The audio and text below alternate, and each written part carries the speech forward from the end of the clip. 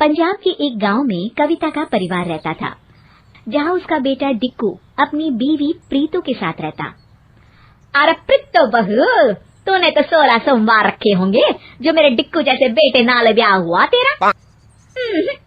अरे मेरे नाल ब्याह करने के लिए तो बाहर से रिश्ते आए थे, वो तो डिक्कू को मैं पसंद थी तो मुझे करनी पड़ी शादी। डिक्कू रंगीले अंदाज में गाना गाते हुए कहता है, ओ ये जवानी है दीवानी, ओ मेरी रानी। अरे कल मुझे तेरी जवानी दीवानी हो चुकी हो तो जरा कोई काम धंधा ढूंढ ले और तेरी ये मेकअप की दुकान का खर्चा निकालना शुरू करे। लो जी, मेरे प्यो ने बड़ा मेकअप का सामान दिया है, तुसी मेरी चिंता न करो।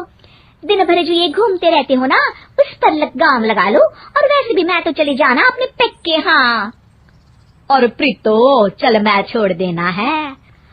चुप प्रीतो के प्यो, वो क्यों जाएगी? फिर घर का काम क्या तेरी माँ करेगी? डिक्कू वहाँ से गाना गाते हुए चला जाता है। डिक्कू ना कोई काम करता न था, उल्टा सारा दिन घर से बाहर रहता। एक दिन डिक्कू कहता है, और प्रीतो मुझे एक नया फोन लेना था, लेकिन पैसे नहीं है। मेरे सारे दोस्त स्मार्टफोन यूज करते हैं, ते फेसबुक और इंस्टा में अकाउंट बनाते हैं। प्रीतो अपनी सोने की अंगूठी निकालकर डिक्कू को दे देती है। ओ ए गल, ये लो, तुसी कभी ऐ ना समझना कि तुसी कमाते नहीं हो तो प्रीतो है ना, वो आपके लिए कुछ भी करेगी। हाँ। अगले दिन कविता की नजर प्रीतो की उंगली पर पड़ती है। अरे प्रीतो, तेरी अंगूठी कहाँ है? ओ मांडी काम करते वक्त अटकती थी, इसलिए उतार दिया था। कविता प्रीतो की बात मान जाती है। अगले दिन डिक्कू फिर प्रीतो के पास आता है। अरे प्रीतो, वो मेरे दोस्त की बहन है, उसकी शादी होने वाली है, लेकिन उसके पास कोई महंगे कपड़े नहीं है। एलो, इतनी सी बात। वो अलमारी से एक चमकता हुआ सलवार कुर्ता निकालकर डिक्कू को दे देती है। ये लो जी, ए दे देना उन्हें। उन लोगों को भी तो पता चले कि डिक्कू काम भले ना करे, लेकिन दिल बड़ा है। डिक्कू की आदतें अब बदल जाती हैं। वो कभी प्रीतो से कुछ मांगता तो कभी देर तक बाहर रहता और सारा दिन मोबाइल पर घुसा रहता। एक दिन, हाय हाय मैं लौट गई मांझी, ये बोलकर वो कविता के पास आती है और रोने लगती है। अरे क्या हुआ आलमारा? क्यों मनोज कुमार की शक्ल में मीना कुमारी की आवाज निकाल रही है? अरे माँ जी, तुम्हारे बेटे डिक्कू ने तो घर के बाहर दूसरी लड़की पटा रखी है।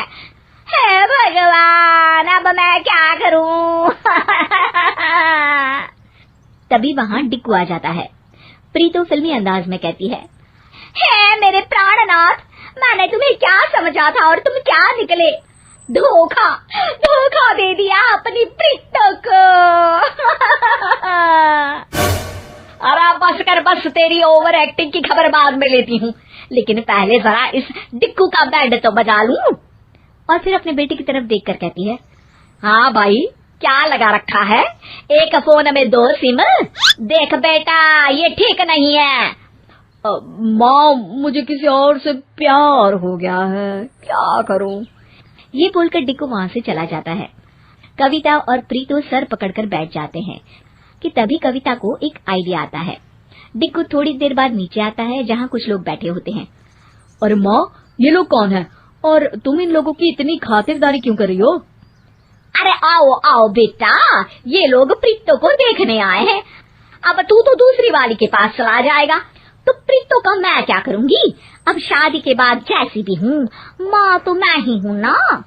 डिक्कू की नजर तभी प्रीतो पर पड़ती है, जो सज धज कर काफी सुंदर लग रही होती है। सुन लो, कान खोल कर काम ना खराब करना मेरे होने वाले पति पार्ट 2 के सामने। हाँ, पति पार्ट 2? और क्या, अब तुम पार्ट 1 हो तो ये पार्ट 2 ही तो हुआ ना। प्रीतो हंसने लगती है। डिक्कू को ये सब ठीक नहीं लगता, लेकिन बेमन से माँ के कहने पर वो वहाँ बैठ जाता है कि तभी लड़का डिक्कू से पूछता है, अरे एप्पल फोन के पुराने वर्जन, जरा ये तो बताओ कि प्रीतो को क्यों छोड़ा? खाना पीना तो बना लेती है ना, लड़ती तो नहीं ना, और सपोर्टिव नहीं है क्या? डिक्कू को उसकी बात पर गुस्सा आ जाता है, लेकिन वो खुद को संभाल कर उसे डांट कर पूछता है, मतलब क्या बोलना चाहते हो? साफ साफ बोलो। अरे मतलब चालाक है प्रीतो, तुम्हारी जरूरत में क्या कभी तुम्हारा साथ नहीं दिया, तुम्हारी बात नहीं मानी, या फिर वो लड़का आगे कुछ बोलता कि डिक्कू को गुस्सा आ जाता है। ओए ओए, रूम के खटमल वाले बेड, सुन, उठा अपना बोरिया बिस्तर और निकल यहाँ से। प्रीतो एक बहुत अच्छी लड़की है, अपने से पहले मेरे बारे में सोचती है, मेरी हर झूठी बात को भी सच मानती है और मेरे घर में हंसी खुशी का माहौल भी रखती है। बस बस भाई, अगर इतनी अच्छी है तो तू क्यों छोड़ता? अरे क्योंकि मेरा दिमाग खराब हो गया था, लेकिन अब नहीं, चला भाग जाए यहाँ से। अरे डिक्कू, ये भाग जाएगा तो कौन शादी करेगा प्रीतो से, और वो नहीं जाएगी तो नहीं कैसे आएगी। माँ मुझे माफ कर दे, मैं गलत था। प्रीतो दुनिया की सबसे अच्छी लड़की है, निकम्मा तो मैं था, लेकिन फिर भी उसने मेरा साथ दिया। फिर वो प्रीतो के पास जाता है। मुझे माफ कर दे प्रीतो, मैं आगे से कहीं नहीं जाऊंगा। और फिर सारा परिवार पहले जैसे ही खुशहाल हो जाता है।